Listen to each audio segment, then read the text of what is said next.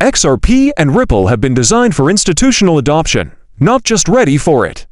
Ripple is providing what international institutions, well, they really need today: fast settlement, regulatory clarity, and seamless integration into current systems, while the rest of the sector tinkers with things like programmability. Don't get me wrong, Ethereum is a powerful cryptocurrency. It is the cornerstone of DeFi innovation that developers, including industry titans like BlackRock, accept. It is a fundamental component of programmable finance's future. Let's face it, though, the majority of institutions are unwilling to take the initiative to create the future they desire onboarding.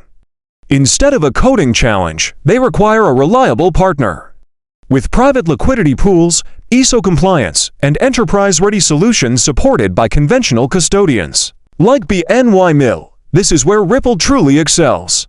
Instead of offering a sandbox for testing, Ripple offers the rails. Prior to starting our presentation tonight, I will provide the usual full market report and summary, dissecting the day's most important news, price movements, and other related information.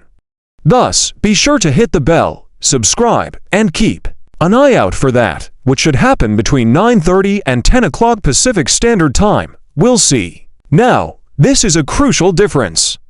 Everyone, always considers what blockchain technology is capable of. What is it capable of? However, this is the complete package, including Ripple and the XRP ledger, and I believe that we will get a significant competitive edge here as we begin to observe real uptake, onboarding, and institutions, and it's intentional. Now let's get started. Okay, the majority of organizations, including BlackRock, aim to create the systems of the future. They wish to construct their own systems. But most folks aren't like that. Most regional banks aren't like that. It's unlikely that's even Bank of America. The majority of institutions are unwilling to compete with Google or Amazon and develop these high-tech solutions. All they desire is to be a part of the future.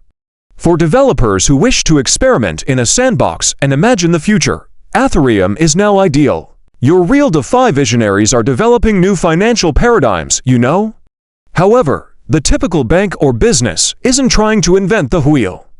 All they want is a better, more effective system. They want quicker cross-border payments, ready to use, robust coin rails, effective treasury management, and integrated regulatory compliance. They want a system that is safe, complies with rules, and operates now. They also require pre-existing solutions. And these institutional clients have that with the XRP ledger.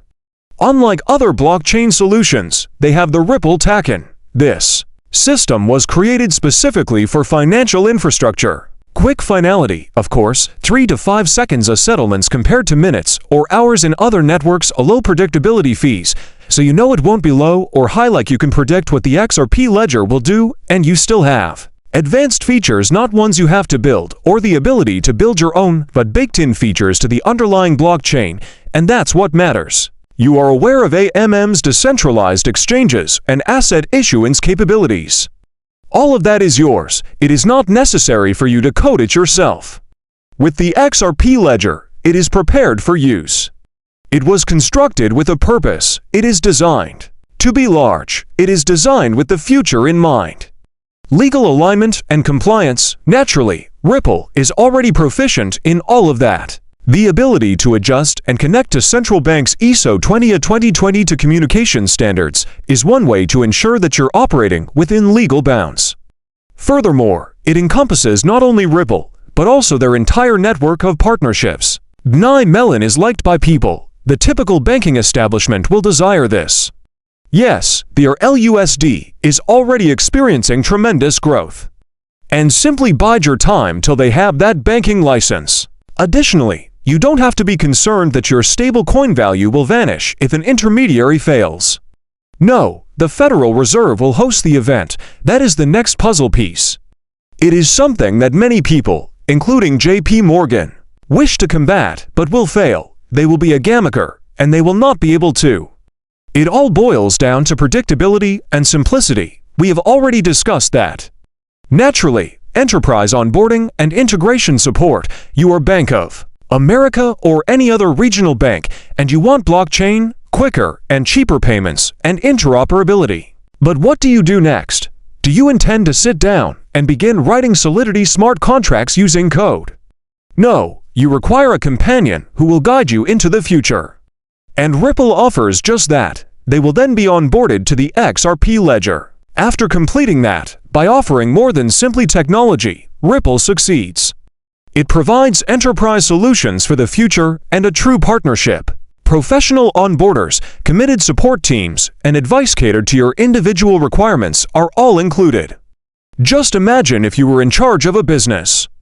Do you want practical methods that can be implemented right now and begin saving your company money and time? Or are you going to sit down and create the future? Which would you choose? Again, you might want to go out and create the next technological superpower here if you have the skills, knowledge, resources, and willpower. However, that is not what most people want. All they want is a safer system. That works right now for both them and their clients. Ripple is able to supply that. Payment corridors and private liquidity pools hung all of stuff has already been put up. You know, you don't have to gradually accumulate that. As you can see, XRP's volume and daily liquidity have increased gradually, while the RLUSD is already scaling. That takes time to happen. That does not occur only because you wish it to. To increase that liquidity, you need a large number of auxiliary individuals to begin utilizing these goods and services. It won't just occur because you code it or wish it to. In summary, both the XRP ledger and Ethereum are excellent for developers.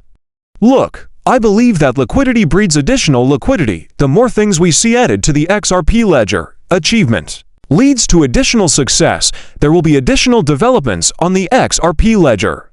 Without a doubt, though, Ethereum is ideal for many developers who wish to start from scratch. At the moment, scale is not a major concern for them. All they want to do is validate a theory. On Ethereum, you can do anything you desire. You may create it from the ground up, run it, set it up, and observe how it functions. This isn't the same. The XRP ledger offers the demonstrated functionality that your banks and other institutions want, and that is what Ripple will onboard users for. For organizations looking to incorporate blockchain technology into their current systems, it's perfect. They aren't attempting to see the future. They have no intention of creating something new. All they want is the superior, currently available solution. And guess what happens when you start to notice that institutions are requesting things like DeFi? They will begin incorporating that into the foundational protocol. And that is what we are currently witnessing.